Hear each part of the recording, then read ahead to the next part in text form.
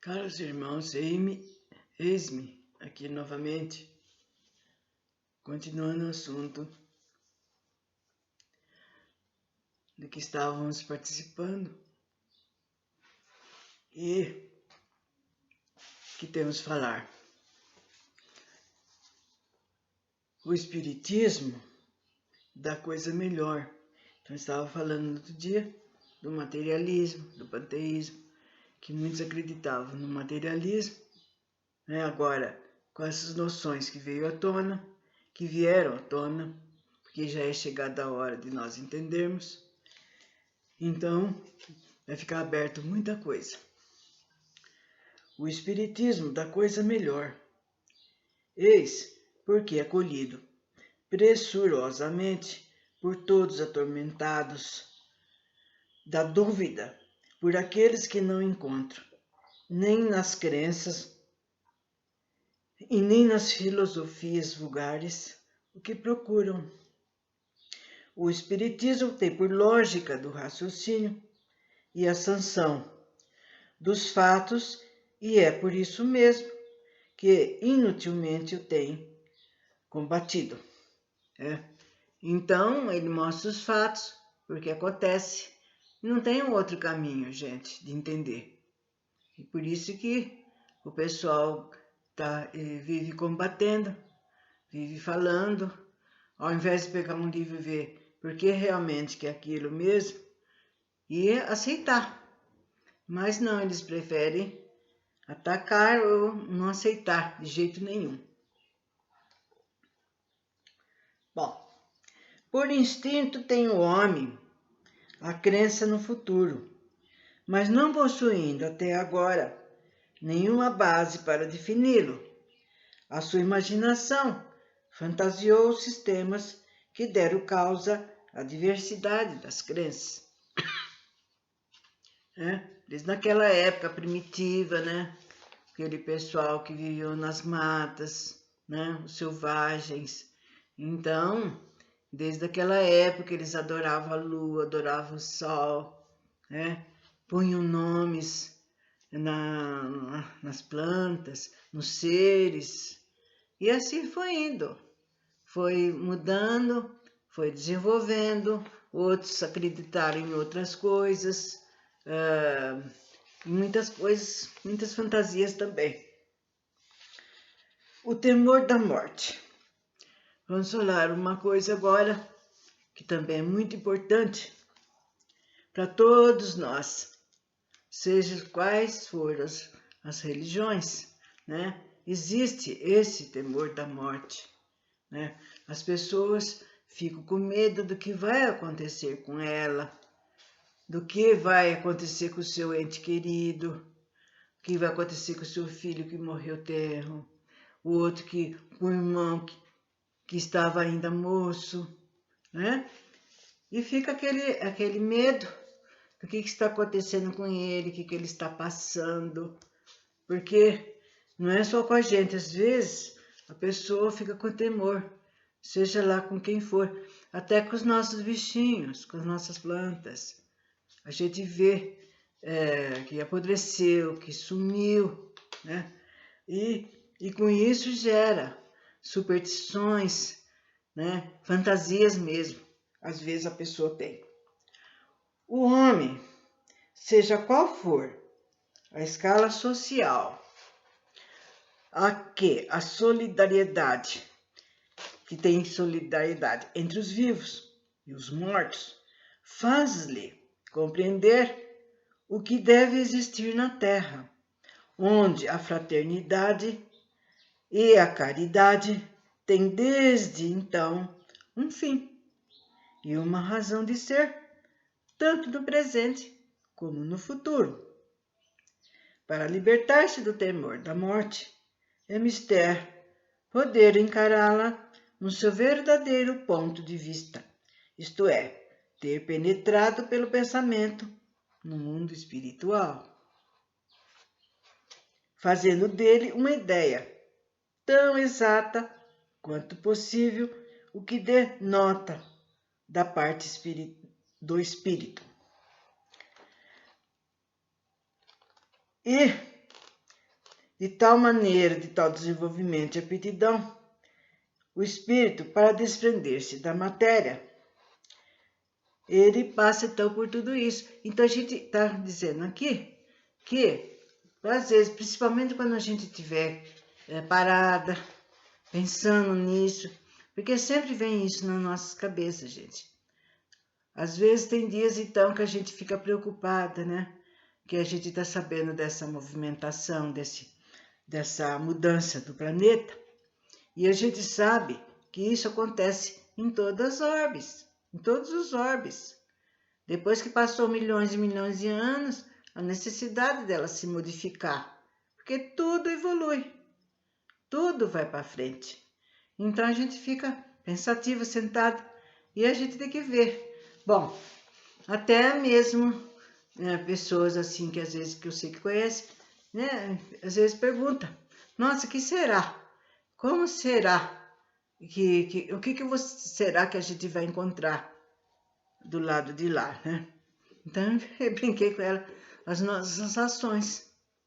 Se a gente fez bem, se a gente não fez, ou porque fez, ou porque não fez também.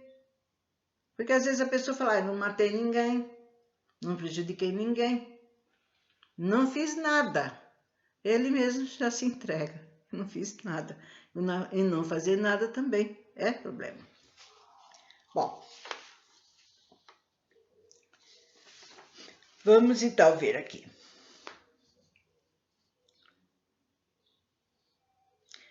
Se ao contrário, concentrarmos o pensamento não no corpo, mas na alma, a fonte da vida, ser real a tudo, todo sobrevivente, lastimaremos menos a perda do corpo, antes fonte de misérias e de dores. Então está dizendo, porque às vezes, gente, a casa da pessoa desencarnar, né? Por isso que há a necessidade de nós termos esses conhecimentos, porque ao desencarnarmos, a pessoa que nunca teve uma orientação sequer. Tem pessoas que passam pela vida inteira, gente. Você ora, você pede. Eu não. Deus sabe que eu preciso. Então, mas é humildade. É uma necessidade. Peça então pelos outros se você não quiser pedir para você. É por aí que se começa nessa situação que a gente se encontra, né? Então, para isso, porém, necessita o espírito de uma força que só é adquirida pela maturidade mesmo, né? Então, esse irmãozinho que ninguém explicou, ninguém fala nada, pior é o sofrimento dele quando ele passa para o lado de lá, porque ele não queria morrer. Então, ele mesmo fala: eu não queria perder o meu corpo, eu queria estar com ele aqui. E quando ele olha, né? Porque é o perispírito que deu aquela forma do corpo. Que ele vê, ele fala: ué, o que está acontecendo? Eu estou aqui. O que aconteceu com o meu corpo então? E fica naquele sofrimento, naquela batalha. E graças a ele ser levado a um centro, por isso que há necessidade. Ele então é esclarecido. E lá no centro, eles chegam até a mostrar o corpo dele doente, ele no seu enterro que teve. Você está vendo aqui como você não é mais do mundo material? Ele se assusta, né? Ele fica, às vezes, até revoltado, porque não era, eu queria ficar lá, estava bom, né? E com isso ele vê que depois, com o tempo, com a maturidade, ele vai entender que a gente veio, né, num período de transição só, não veio para ficar eternamente. E por aí vai. Todo esse negócio todo, que no fim não é fácil explicar, gente. Não é. O temor da morte, portanto, da noção insuficiente do mundo da vida futura. Embora denote também a necessidade de viver e o receio da destruição total. Igualmente, o estímulo secreto anseia pela sobrevivência da alma, velado ainda pela incerteza, e esse temor da morte descreve a proporção e a certeza, aumenta e desaparece quando esta é completa. Quando ele vê que ele está tão vivo, mais vivo do que ele estava, aí ele começa a entender. Nossa, como eu estava tão desesperado, tão revoltado, e eu estou na minha pátria. Nós estamos aqui, ele fala, nós estamos aqui na nossa pátria verdadeira, que é a pátria espiritual. Então aí ele já vai começar a se preparar. Ele já está tomando conhecimento do que aconteceu com ele. Isso com determinados espíritos, é lógico, gente. Que tem aqueles que não querem saber, não. Principalmente se ele prejudicou, se ele não foi muito mau caráter, aí o papo é outro. E o lugar onde ele vai também. E depois, por isso, que depois quando ele sofre, ele esquece. E aí é mostrado, olha o que você fez em vidas passadas. Eles apresentam como se fosse uma televisão para aquele ser que está revoltado com aquilo que ele passou, com a morte, com o sofrimento. Então os espíritos técnicos, eles mostram como se fosse uma tela. Olha o que você fez na sua última existência. Olha o que proporcionou esse sofrimento seu. Aí ele vê que aquela figura era ele, que realmente ele tem que aceitar aquilo que ele está passando. Bom,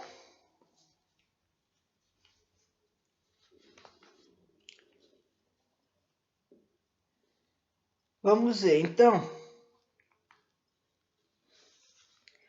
Ao homem não suficientemente esclarecido, cuja razão mal pudesse suportar a perspectiva muito positiva e sedutora de um futuro melhor. Prudente seria não deslumbrar com essa ideia, desde que por ela pudesse negligenciar o presente necessário do seu adiantamento material e intelectual. Esse estado de coisas é, entretanto, prolongado por causas puramente humanas, que o progresso fará desaparecer completo.